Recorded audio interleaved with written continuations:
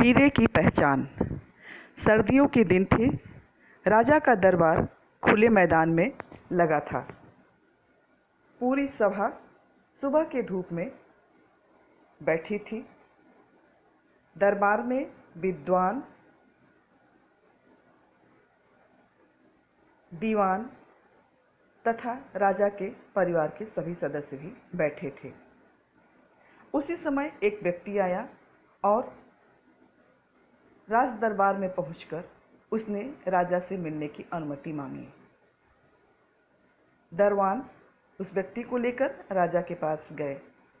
वह व्यक्ति राजा के पास पहुंचकर बोला, महाराज, मेरे पास दो वस्तुएं हैं, दोनों बिल्कुल एक जैसी हैं, लेकिन उनमें से एक नकली है और एक असली।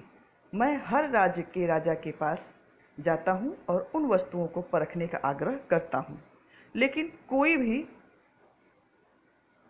उन वस्तुओं में से असली वस्तु की परख नहीं कर पाता है।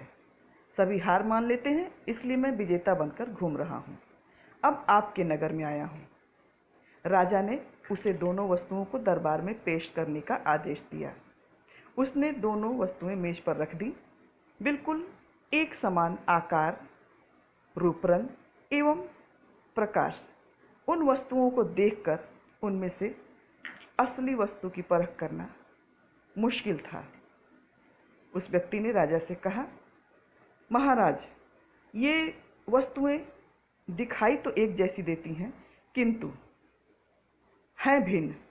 इनमें से एक कीमती हीरा है और दूसरा कांच का टुकड़ा, लेकिन दोनों के रूप, रंग, आकार, प्रकार एक जैसे ही हैं।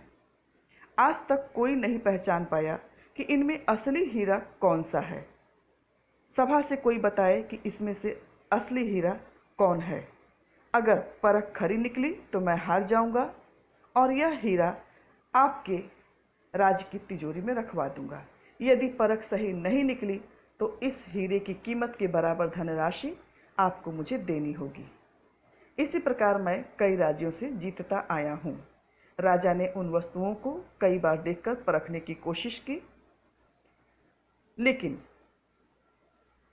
राजा असली हीरे की परख नहीं कर पाए। यही बात दरबार की सभी दीवान व अन्य लोगों ने भी की। सबने बारी बारी से हीरे को देखा, छुआ, लेकिन असली हीरे की परख कोई नहीं कर पाया। इसी बीच दरबार में से एक व्यक्ति उठा और उसने राजा के पास जाने की अनुमति मांगी। सबने उस व्यक्ति को देखा और आश्चर्यचकित होकर आपस में कानाफूसी करने लगे। यह व्यक्ति राजा से क्या कहेगा? दरबान उस व्यक्ति को लेकर राजा के पास गए। उस व्यक्ति ने राजा से निवेदन किया, महाराज, एक अवसर मुझे भी दिया जाए। राजा ने देखा, लाठी के सहारे आया हुआ यह व्यक्ति नेत्रहीन है। यह असली हीरे की परख कैसे कर पाएगा? किंतु इसे अवसर देने में कोई हर्ज नहीं है। उन्होंने व्यक्ति से बोला कि ठीक है, तुम असली हीरे की परख करो। नेत्रहीन व्यक्ति ने दोनों हीरे अपने हाथ में लिए और 1 मिनट के अंदर उसने भरी सभा में असली हीरा दिखाते हुए कहा, महाराज, यह है असली हीरा। सभी आश्चर्य से भाव विभोर हो गए। दरबार में बैठे हुए एक व्यक्ति ने कहा, मान्यवर, ये बताएं कि आपने असली हीरे की पहचान कैसे की? नेत्रहीन व्यक्ति ने कहा, सीधी सी बात है राजन, सभी धूप में ही बैठे हैं। जो धूप में ठंडा रहा वह हीरा, और जो गर्म हो गया वह कांच का टुकड़ा। और हाथ जोड़कर उसने हीरे के मालिक से निवेदन किया, अपना यह हीरा आप राज दरबार के तिजोरी में रखवा दीजिए।